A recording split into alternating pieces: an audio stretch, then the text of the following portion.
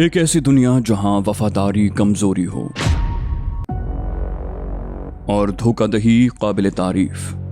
जब जासूसों और दहशतगर्दों का बेरहम माफिया पाकिस्तान को तोड़ने की साजिश करता है,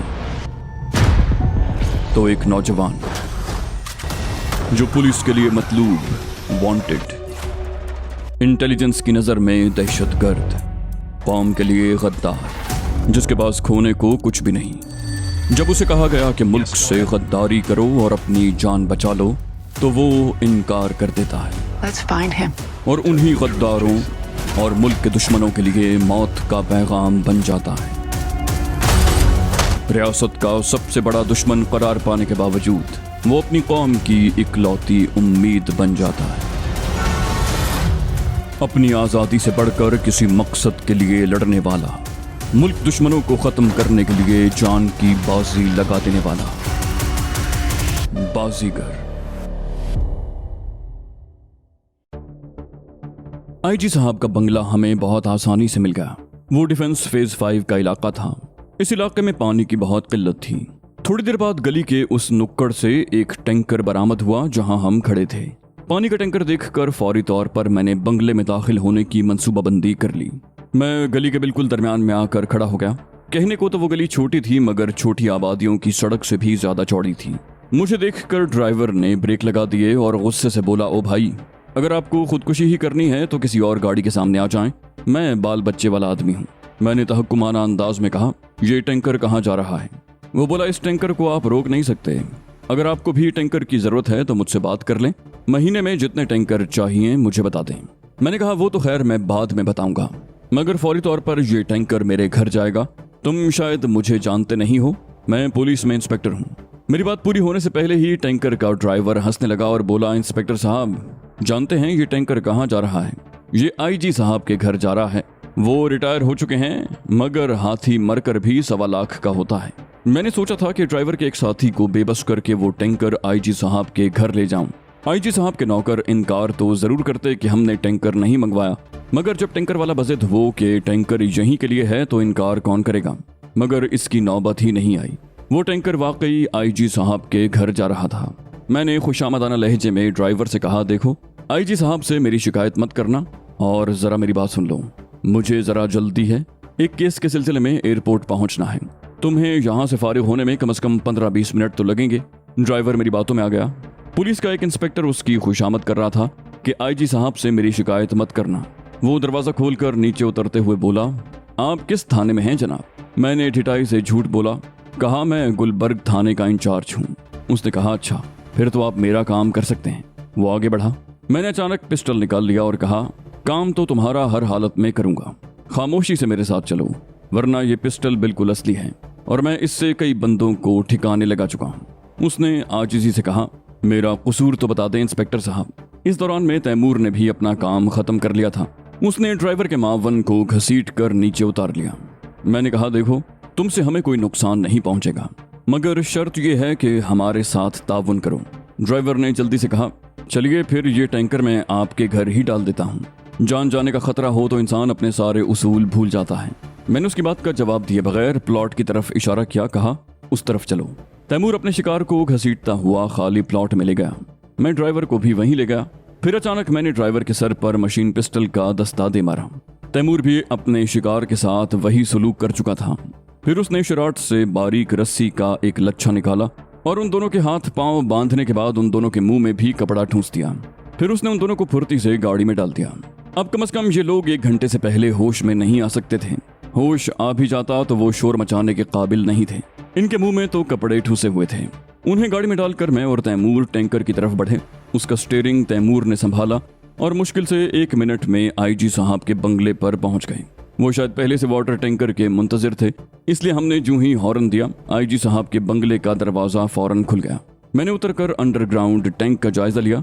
मैंने तो दरअसल मौजूद मेहमानों और मुहाफिजों का जायजा लेना चाहा था। बंगले के वसी और अरीज लॉन में मेहमान थे और आपस में हंसी मजाक कर रहे थे। वो सब उर्दू में एक दूसरे से मजाक कर रहे थे। मेहमानों में जोनाथन मौजूद नहीं था। वो लाख उर्दू बोल सकता हो, मगर किसी अहले जबान की तरह बामहावरा उर्दू बोलना कम से कम जोनाथन की बस की बात नहीं थी। आईजी साहब के एक मुलाजिम ने अंडरग्राउंड टैंक का ढकना उठा दिया। तैमूर ने रबड़ का मोटा पाइप टैंकर की टूटी में फिट करके अंडरग्राउंड टैंक में डाल दिया। उसी वक्त एक मारूफ केटरिंग सर्विस की गाड़ी वहां आकर रुकी। वाटर टैंकर की वजह से गेट चूंकि पूरा खुला हुआ था, इसलिए मैंने उस गाड़ी में से उतरने वाले हर आदमी का जायजा लिया। वो केटरिंग कंपनी खानों के साथ साथ बैरों का इंतजाम भी करती थी। 4 बैरे भी केटरिंग की वर्दियों में गाड़ी से उतरे। खाना लाने वाले 2 अफराद मजीद उनके साथ थे। गाड़ी इस इंतजार में बाहर ठहर गई कि वाटर टैंकर बाहर निकले तो वो अंदर आकर खाना उतारे। बैरे अलबत्ता अंदर आ गए। उन 4 में से एक बैरे को देखकर मैं चौंक उठा। वो शक्ल सूरत से किसी तौर बैरा नहीं लग रहा था। यूनिफॉर्म भी उसके जिस्म पर टाइट थी और चेहरे पर ऐसी सफाकी थी जो किसी गरीब बैरे के चेहरे पर हो ही नहीं सकती थी। उसका हुलिया जोनाथन से मिलता जुलता था। अपने चेहरे के नकूश से भी वो गैर मुल्की लग रहा था। उमूमन हमारे यहाँ सूबा सरहद के लोग भी ऐसे होते हैं, इसलिए देखने वाले उसे पश्तून ही समझते। दूसरे बैरे तो वहां आकर इंतजामात का जायजा लेने लगे, मगर वो बैरा बहुत गौर से इर्द गिर्द का जायजा ले रहा था। इससे पहले मशरूबात वगैरह आईजी साहब के मुलाजिम सर्व करते रहे थे। मेरी छठी हिस्स खतरे की घंटी बजाने लगी। इस दौरान में वाटर टैंकर खाली हो चुका था। तैमूर रबड़ का पाइप टैंकर की साइड में लगा रहा था। मैंने आहिस्ता से कहा, उस बैरे को गौर से देखो। क्या वो? तैमूर ने सरगोशी की। हाँ, मेरा भी यही ख्याल है। मैंने कहा, तुम टैंकर बाहर निकालो, मैं कोई तरकीब सोचता हूँ। तैमूर स्टीयरिंग पर जा बैठा और इंजन स्टार्ट करके टैंकर को रिवर्स करने लगा। मैंने दराज कद बैरे को मुखातिब किया, जरगुल खान। उसने मेरी तरफ कोई तवज्जो न दी। मैं आगे बढ़ा और उसके कंधे पर हाथ मार कर बोला, अरे यार जरगुल खान, मैं कितनी देर से तुम्हें आवाजें दे रहा हूँ मगर तुम सुन ही नहीं रहे। उसने कहर आलूद निगाहों से मुझे घूरा, बोला, जरगुल कान नहीं हाय। मैंने कहा, अरे यार, अभी तक तो मुझसे नाराज हो। ये कहकर मैं उससे लिपट गया। मैं ये जानना चाहता था कि उसके पास कोई हथियार है या नहीं। मुझे फौरन एहसास हो गया कि उसके बगली होल्स्टर में रिवॉल्वर है जो कोट की वजह से नजर नहीं आ रहा। उसने जोर से मुझे धिक्का दिया और बोला, तुमको नहीं जानता, अभी भाग जाओ। मैंने माजरत खाना अंदाज में कहा, माफ करना यार, मैं तुम्हें अपना दोस्त जरगुल समझ रहा था। ये कहकर मैंने जेब से टैंकर की पर्ची निकाली और उनके एक मुलाजिम से साइन करने को कहा। उसके पास पेन नहीं था। वो पेन की तलाश में अंदर चला गया। मैं कनखियों से उस बैरे की हरकत व सकनात का जायजा ले रहा था। अचानक बाहर आगे पीछे 2 गाड़ियां रुकी। अगली गाड़ी में से एक बावकार शख्स बरामद हुआ। उसका आधा सर गंजा था। वो कोई खास मेहमान था। उसे देखकर वहां बैठे हुए अफराद में से एक साहब उसकी तरफ लपके और बोले, यार हैदर, तुमने तो बहुत देर कर दी। मुझे मालूम है तुम क्या बहाना करोगे। आने वाले साहब ने जब मेजबान का नाम लिया तो मैं चौंका। बोला, सॉरी इफ्तिखार। वो आईजी साहब ही थे। दूसरी गाड़ी में से जो लोग उतरे, मैं उन्हें देखकर हैरान रह गया। वो अली मुराद और ग्लोरिया थे। फिर ग्लोरिया ने बहुत अदा से आईजी साहब को मुखातिब किया, hello, how are you. IG साहब ने गौर से ग्लोरिया को देखते हुए कहा, फाइन। फिर उन्होंने अली मुराद से मुसाफा किया। उनकी उकाबी निगाहें इस दौरान में अली मुराद का जायजा भी ले चुकी थीं। फिर वो बोले, सॉरी मैडम, मैंने आपको पहचाना नहीं। मैं इस दौरान में दराज कद बैरे की हरकत व सकनात का जायजा भी ले रहा था। अब वो ऐसी जगह चला गया था जहां वो किसी की नजरों में ना सके। फिर उसने गैर महसूस तरीके पर कोट के अंदरूनी जेब में हाथ डाला तो मैं चौंक गया। उसने बहुत गैर महसूस तरीके से कोई चीज जेब से निकाली। उसके अंदाज से मुझे इल्म हुआ कि वो रिवॉल्वर है। मेरे आसाब कशीदा हो गए। फिर उसने आईजी साहब का निशाना लिया और उन पर फायर करना ही चाहता था कि मैंने एक जकंद भरी और आईजी साहब को लेकर नीचे गिर गया। फायर का हल्का सा धमाका हुआ और कोई इंतहाई अजियतनाक अंदाज में चीखा। मेरा दिल गोया उछल कर हलक में आ गया। मैं आईजी साहब को बचाने के चक्कर में ग्लोरिया और अली मुराद को फरामोश कर बैठा था। गोली उन्हें भी लग सकती थी। मैंने वहशत ज़दा अंदाज में घूमकर अपने साथियों को देखा। वो दोनों सही सलामत थे। अलबत्ता सामने से आता हुआ एक बैरा गोली से जख्मी हो गया था और लॉन पर गिरा हुआ था। सब्ज घास पर उसके खून के सुर्ख धब्बे अजीब से लग रहे थे। फिर मेरी नजरें उस तरफ उठी जहां दराज कद बैरा खड़ा था, जिसके बारे में अब तस्दीक हो गई थी कि वो जोनाथन ही है। जोनाथन वहां नहीं था। अलबत्ता गेट के पास 2 अफराद एक दूसरे से गुत्थम गुत्था थे। मुझे पहचानने में देर न लगी कि वो जोनाथन और तैमूर हैं। मैं भी फुर्ती से उस तरफ लपका, मगर मेरे वहां पहुंचने से कबल ही जोनाथन ने तैमूर को उछाल कर दूर फेंक दिया। तैमूर मुझसे टकराया तो मैं भी उलझ कर गिर गया। जोनाथन चल्लावे की तरह गेट से बाहर निकल गया। मैं उसके पीछे लपका, मगर मुझे देर हो गई। वो केटरिंग कंपनी की गाड़ी में सवार होकर वहां से भाग निकला। मेहमानों में भगदड़ मच गई। हर शख्स हरासा दिखाई दे रहा था। मुझे देखते ही आईजी साहब मेरी तरफ लपके और मेरा शाना थपथपा कर बोले, थैंक यू माय बॉय, तुमने मेरी जान बचाकर मुझ पर एहसान किया है। मगर तुम्हें बर वक्त इल्म कैसे हुआ कि वो मुझ पर फायर करने वाला है? मैंने इनकिसारी से कहा, बस सर, इत्तेफाक ही है। अचानक मेरी नज़र उस पर पड़ गई और मैंने उसके हाथ में रिवॉल्वर देख लिया। रिवॉल्वर का रुख आप ही की तरफ था, इसलिए मैंने आपको गिरा दिया। आईजी साहब बोले, वो गोली तुम्हें भी तो लग सकती थी, एक लम्हे की ही तो बात थी। तुम्हें एक लम्हे की ताखीर हो जाती तो उस गोली से या तो मेरा काम तमाम हो जाता या तुम्हारा। मैंने इनकिसारी का मुजाहरा करते हुए कहा, ऐसे कामों में रिस्क तो लेना पड़ता है सर, आपकी जान मेरे मुकाबले में कहीं कीमती है। फिर मुझे उस बैरे का ख्याल आया जो गोली से जख्मी हुआ था। मैंने आईजी साहब से पूछा, गोली से कोई जख्मी भी तो हुआ था? वो बोले, हाँ, गोली उस बैरे की रान में लगी है, मैं उसे हॉस्पिटल भिजवा रहा हूँ। ये उसकी खुशकिस्मती है कि उसकी जान बच गई। पार्टी दरहम बरहम हो चुकी थी, लोग एक एक करके रुखसत हो रहे थे। रुखसत होने वाले कुछ देर रुक कर उस हादसे पर अफसोस का इजहार करते, आईजी साहब की जान बच जाने पर मुबारकबाद देते और गेट की तरफ बढ़ जाते। ग्लोरिया से मेरी नजरें मिली तो मैंने उसे भी वापस जाने का इशारा किया। वो भी खिरामा खिरामा चलती हुई आईजी साहब के पास आई। अली मुराद ने उनसे रुखसत की इजाजत चाही, फिर वो दोनों भी गेट की तरफ बढ़ गए। उस लम्हे आईजी साहब ये भी भूल गए कि वो ग्लोरिया को पहचाने नहीं थे। वो ज़हनी तौर पर बुरी तरह उलझे हुए थे। मुझे ये खौफ था कि कहीं पुलिस न आ धमके। मैंने भी उनसे रुखसत की इजाजत चाही। आईजी साहब ने कहा, तुम 1 मिनट ठहरो। मेरा मुलाजिम करीम मुझे बता रहा था कि तुम वाटर टैंकर के ड्राइवर हो। अपनी गुफ्तगू और लिबास से तुम मुझे पढ़े लिखे दिखाई देते हो। मैंने कहा, नौकरियां इस दौर में कहाँ मिलती हैं सर। ये मुलाजमत भी मुझे मुश्किल से मिली थी, मगर अब लग रहा है कि ये भी जाएगी। उन्होंने चौंक कर पूछा, क्यों?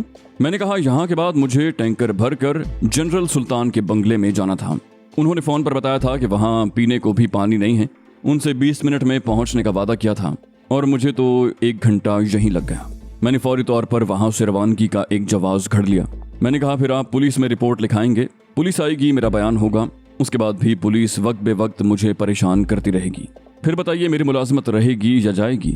वो बोले, मुलाजमत की तुम फिक्र मत करो, कल या परसों किसी वक्त मुझसे मिल लेना।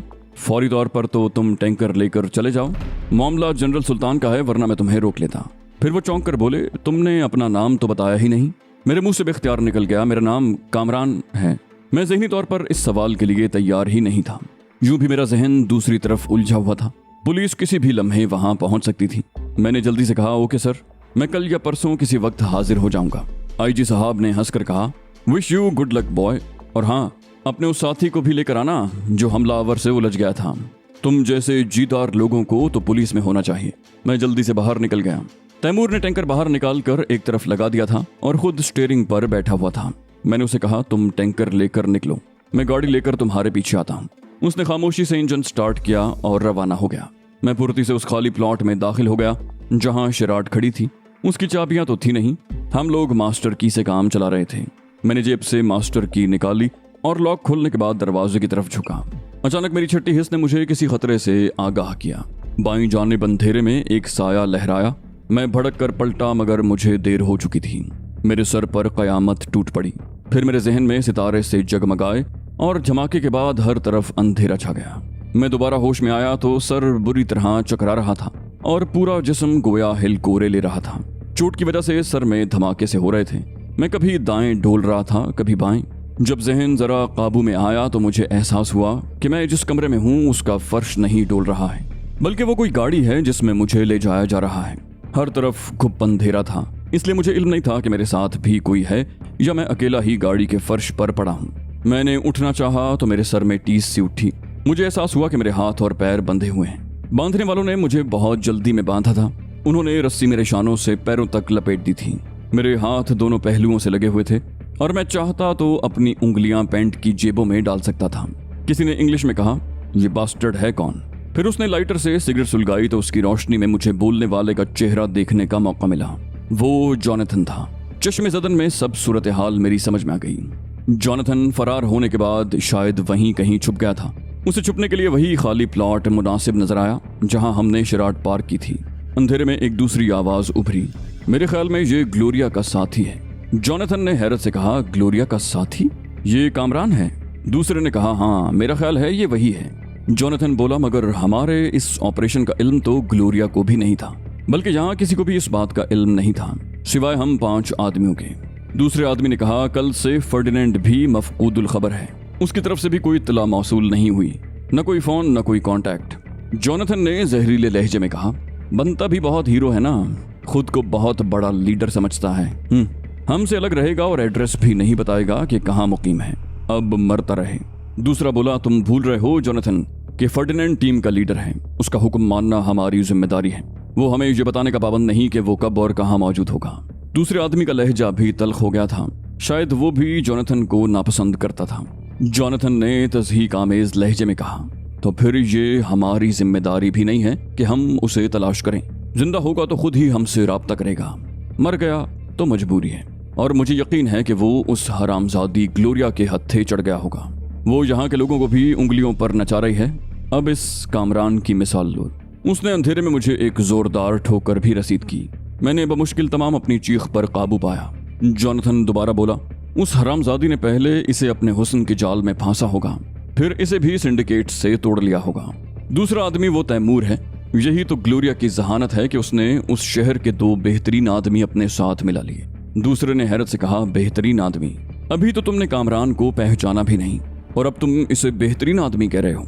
जोनाथन बोला, मैं इसे शक्ल से भी पहचान लेता, मगर अंधेरे में इसे गौर से देखने का मौका नहीं मिला, वरना मैं इसे जरूर पहचान लेता। इन दोनों आदमियों की फाइल वहां टॉप पर थी और इनकी तरक्की भी होने वाली थी। चीफ मकामी बॉस से खुश नहीं है। वो कामरान या तैमूर में से किसी एक को यहाँ का सरबराह बनाना चाह रहा था। ज्यादा इम्कानात कामरान ही के थे। इसकी भनक शायद मकामी बॉस को भी मिल गई। उसने कामरान के खिलाफ लंबी चौड़ी रिपोर्ट बनाकर भेज दी। फिर कुछ कोताही कामरान की तरफ से भी हुई। यूं मकामी बॉस को अपने इल्जामात में वजन पैदा करने का मौका मिल गया। बिलाखिर उसने कामरान के कत्ल के परवाने पर साइन करवा ही लिए, मगर चीफ ने इसके बावजूद ये शर्त रख दी कि उसे जिंदा गिरफ्तार करना। मैं अपने तौर पर इस मामले की तहकीकात करवाऊंगा। अगर कामरान वाकई कसूरवार साबित होता तो उसे गोली मार दी जाती, वरना चीफ एक बेहतरीन आदमी जाया नहीं करना चाहता था। इसी दौरान में ग्लोरिया का झगड़ा उठ खड़ा हुआ। मकामी बॉस की हिमायत से सिंडिकेट पहले कामरान से महरूम हुई, फिर तैमूर से, और ग्लोरिया भी उसी की नाअहली से बच निकली। गाड़ी ने पुख्ता सड़क छोड़कर अब कच्चा और नाहमवार रास्ता इख्तियार कर लिया था। मुझे बुरी तरह झटके लग रहे थे। मैं कभी दाएं लुढ़क रहा था, कभी बाएं। फिर मुझे समंदर की लहरों का शोर सुनाई दिया और साहिली इलाके की मखसूस बू मेरी नाक से टकराई। थोड़ी देर मजीद चलने के बाद गाड़ी रुक गई। फिर गाड़ी का दरवाजा खुला तो रोशनी अंदर आई। जिस गाड़ी में मुझे लाया गया था वो टोयोटा या डाटसन की कोस्टर वगैरह थी। उसके स्लाइडिंग दरवाजे से मुझे अंदाजा हो चुका था। फिर किसी ने मेरी टांगे पकड़कर बोरी की तरह घसीटा और बोरी ही की तरह कंधे पर उठा लिया और चढ़ाई की तरफ तेजी से रवाना हो गया। मुझे उठाने वाला बला का ताकतवर था। वो मेरे 200 पाउंड वजनी जिस्म को यूं उठाए चल रहा था जैसे कंधे पर कोई वजन ही ना हो। दूसरा आदमी बोला, इसे कंधे पर लटका कर क्यों चल रहे हो जोनाथन? इसके होश में आने का इंतजार ही कर लेते। जोनाथन ने कहा, इतना वक्त ही कहाँ है हमारे पास। उसकी आवाज से भी अंदाजा नहीं हो रहा था कि वो इतना वजन उठाए हुए है। मैं अध खुली आंखों से सब कुछ देख रहा था। चांद की दरमियानी तारीखें थीं, इसलिए चांदनी में हर चीज नजर आ रही थी। कुछ बुलंदी पर पहुंचकर जोनाथन एक हट के सामने ठहर गया और मुंह से अजीब तरह की आवाज निकाली। दूसरे ही लम्हे दरवाजा खुल गया। जोनाथन मुझे लेकर हट में दाखिल हो गया। वहां केरोसिन ऑयल का लैंप रोशन था। दरवाजा खोलने वाला भी कोई गैर मुल्की था। उसके चेहरे पर बहुत खूबसूरत और घनी दाढ़ी थी। जोनाथन ने वहां पड़े हुए बेड पर मुझे अनाज की बोरी की तरह फेंक दिया। बेड के गद्दे में अगर स्प्रिंग न होते तो मुझे बहुत ज्यादा चोट लगती। फिर वो मुंह ही मुंह में बड़बड़ाया, इस उल्लू के पट्टे को अभी तक होश क्यों नहीं आया? ये मरदूद इतना नाजुक मिजाज तो नहीं है। दाढ़ी वाले ने कहा, तुम्हारा हाथ कुछ ज्यादा ही जोर से पड़ गया होगा। फिर वो चौंक कर बोला, फर्डिनेंड की भी कोई खबर है क्या? जोनाथन बोला, फर्डिनेंड के बारे में भी यही मरदूद बताएगा। हमारे अलावा किसी को भी हमारे इस ऑपरेशन का इल्म नहीं था। अब फर्डिनेंड गायब है, इसका मतलब तो यही है कि फर्डिनेंड इन्हीं लोगों के कब्जे में है। दाढ़ी वाले ने बेयकीनी से कहा, मगर तुम्हारा क्या ख्याल है कि फर्डिनेंड ने जबान खोल दी होगी? जोनाथन ने जहरीले लहजे में कहा, वो औरत जिसका नाम ग्लोरिया है हरफों की बनी हुई है। उसने किसी तरह से फर्डिनेंड की जबान खुलवा ली होगी। वो यूं ही सिंडिकेट में इतने बड़े ओहदे पर नहीं पहुंची। फिर उसने मेरी कलाई पकड़कर नब्ज देखी और बोला, नब्ज तो नॉर्मल है, तुम जरा एक गिलास पानी लाओ। दाढ़ी वाले ने शायद वहीं जग में से पानी निकाल कर जोनाथन को दिया, क्योंकि पानी ग्लास में उंडेलने की आवाज मैंने भी सुनी। जोनाथन ने ग्लास में से पानी लेकर जोर से मेरे मुंह पर छींटे मारे तो मैं आहिस्ता आहिस्ता होश में आने की अदाकारी करने लगा।